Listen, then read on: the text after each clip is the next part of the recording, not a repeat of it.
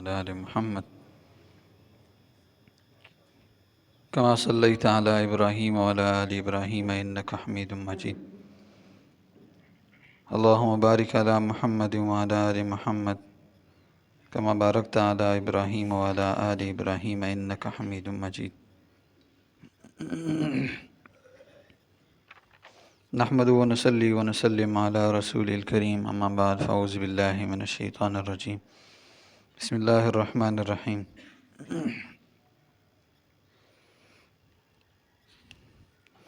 عن معاوية بن حيدر رضي الله عنه عن النبي صلى الله عليه وسلم قال إن الصدقة السر تطفئ غضب الرب تبارک و تعالی۔ حضرت معاویہ بن حیدہ رضی اللہ تعالیٰ عنہ سے روایت ہے، فرمایا نبی کریم صلی اللہ علیہ وسلم نے، بے شک چپ کے صدقہ دینا یہ اللہ تعالیٰ کی غضب کو ٹھنڈا کرنے والی چیز ہے۔ تو علماء نے لکھا ہے صدقہ دونوں قسم سے دینا جائز ہے، چپکے سے بھی صدقہ دے سکتے ہیں اور علانی طور پر مطلب ظاہری طور پر بھی دے سکتے ہیں، دونوں صورتوں میں جائز ہے۔ لیکن افضل کیا ہے؟ اللہ فرما رہے ہیں ان تبدوا الصدقات فنعما ہی، اگر تم صدقہ ظاہر کر کے دو گے تو یہ بھی بہتر ہے۔ وَإِن تُخْفُوهَا وَتُؤْتُوهَا الْفُقَرَاءَ، اور اگر تمہیں صدقے کو چپ کر دو اور فقراء کو دو فَهُوَ خَيْرٌ لَكُمْ، تو یہ تمہارے لیے اور زیادہ بہتر ہے۔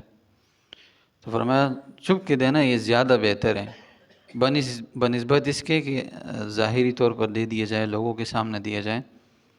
علماء نے لکھا کہ اس صورت میں دے سکتے ہیں کہ جہاں صدقہ دینے کا رواج ختم ہو جائے، زکوٰۃ دینے کا رواج ختم ہو جائے، اور یہ اس نیک عمل پر عمل پیرا ہونا لوگوں کے لیے ناممکن ہو، نہ کرے وہ، تو اس صورت میں انسان ظاہری طور پر صدقہ دے سکتا ہے لوگوں کو دکھاتے ہوئے، تاکہ اور لوگ بھی اس طرف آ جائے، صدقہ دینے کی طرف آ جائے۔ مقصد اس کا یہ ہو کہ میں لوگوں کے سامنے اس لیے دے رہا ہوں تاکہ لوگ بھی دینے والے بن جائے کہ بھئی یہ بھی ایک عمل ہے جو اسلام اس کا حکم دیتا ہے۔ تو صدقہ ایک بہترین عمل ہے۔ کل بھی میں نے بات کی تھی کہ صدقہ جو ہے اس سے مال بڑھتا ہے، اور اسی طرح شادی کرنے سے مال بڑھتا ہے۔ تو کچھ ساتھی تھے، ان لوگوں نے بات بھی کی تھی بھائی کہ اپنی بچوں کی شادی کرانا یہ والدین کی ذمہ داری ہے یا نہیں ہے؟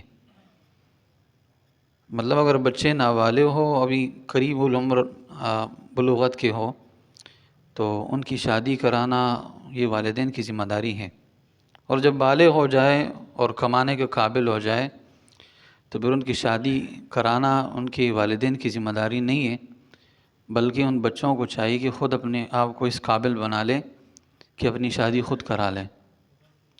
ٹھیک ہے؟ تو زیادہ تر والدین کو یہ غم رہتا ہے کہ اگر ہم اپنی بچوں کی شادی کرائیں گے تو ہو سکتا ہے ہمارے لیے معاملہ بن جائے، بچوں کو ہی پالنا پڑ جائے اور بچوں کی بیویوں کی پالنا پڑ جائے تو مشکل ہو جائے گا۔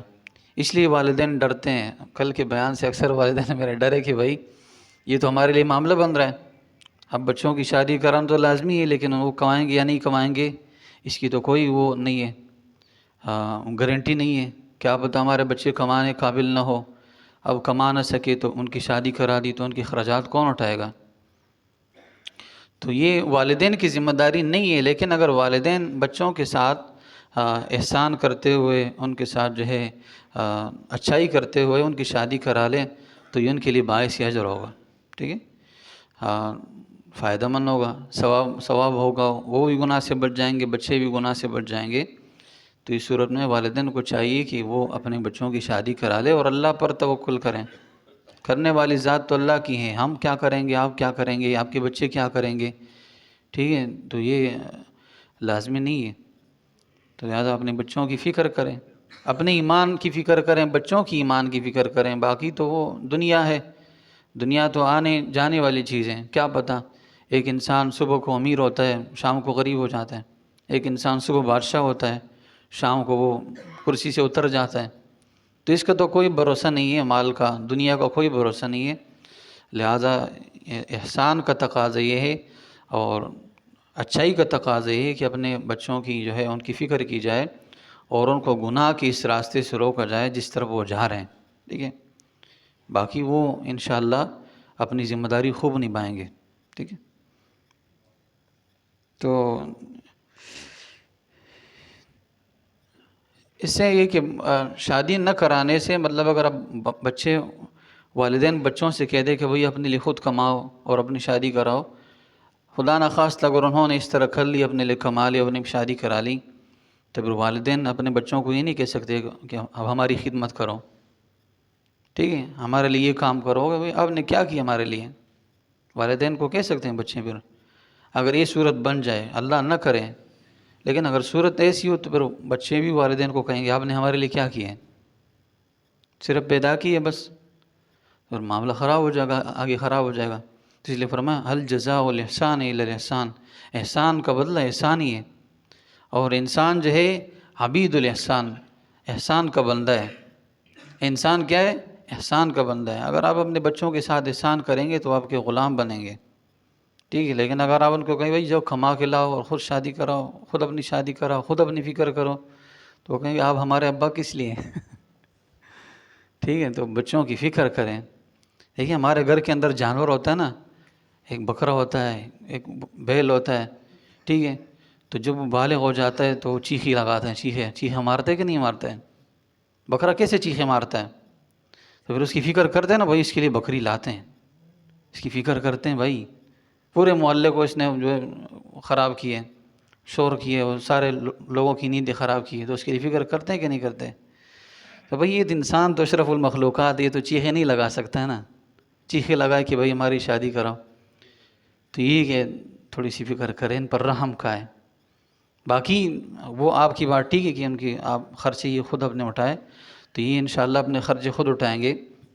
شادی کے بعد مرد پر یہ لازم ہوتا ہے کہ اپنے بیوی کے خرچوں کو اٹھائے، ان کے کپڑوں کے خرچے ہیں، ان کے ڈاکٹر کے خرچے ہیں، جتنے بھی اخراجات ہیں وہ مرد کے ذمے یہ لازمی ہے. تو لہٰذا نوجوان بھی اپنے آپ کو اس قابل بنائے کہ والدین ان پر فخر کرے کہ بھئی ہمارا بچہ اس قابل ہے کہ اپنے بچوں کو یہ سنبھال سکے گا، اپنے گھر بار کو یہ سنبھال سکے، اپنے آپ کو اس قابل خود بنائے نوجوان. تو انشاءاللہ جب آپ بھی کوشش کریں گے اور آپ کے والدین بھی پھر آپ کے لیے کوشش کریں گے. تو کہتے ہیں تالی ایک ہاتھ سے نہیں بجتی ہے، ایک ہاتھ سے تالی نہیں بجتی، بجتی ہیں؟ نہیں بجتی ہے. ایسے کرو، نہیں بجتی ہے، ایسے کرو. لیکن دونوں ہاتھ ایک دوسرے کے ساتھ لگائیں گے تو تالی بجے گی، آواز نکلے گی. لہٰذا والدین بھی فکر کریں اپنے بچوں کی، اور بچے بھی اپنی کوشش کریں، اپنے لیے کمائیں، کچھ نہ کچھ ایسے سیٹ اپ بنا لے کہ والدین کو نظر آئے بھائی ہمارا بچہ اب کمانے کے قابل ہو گئے.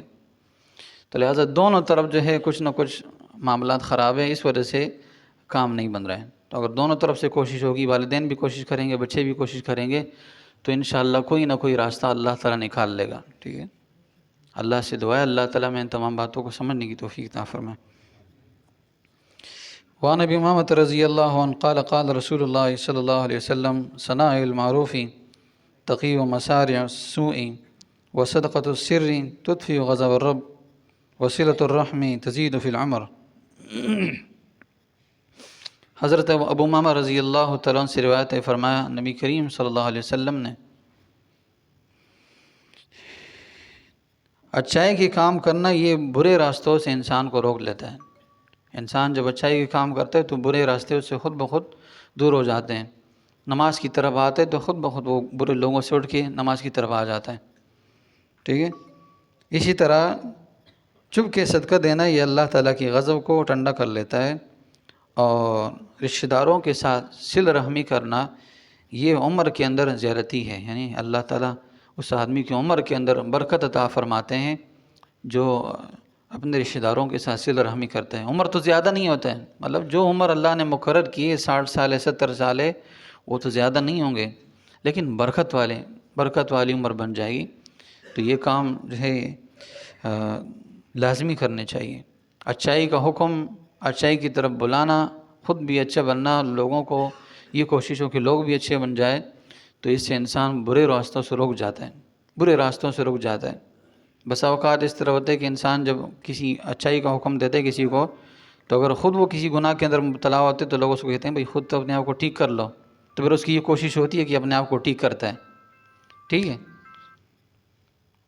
تو اچھائی کا حکم کرنے سے انسان خود بخود برائی سے روک جاتا ہے، اچھا بننے سے انسان خود بخود برا ہونے سے بچ جاتا ہے.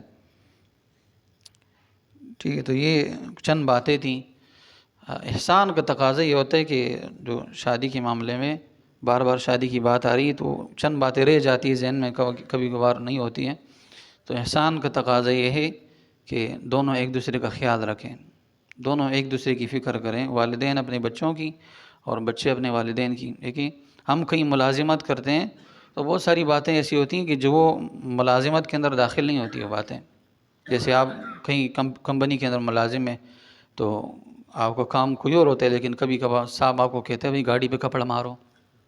کپڑا مارنا تو آپ کی جاب کے اندر داخل نہیں ہوتا ہے، لیکن وہ کرنا پڑتا ہے استحساناً.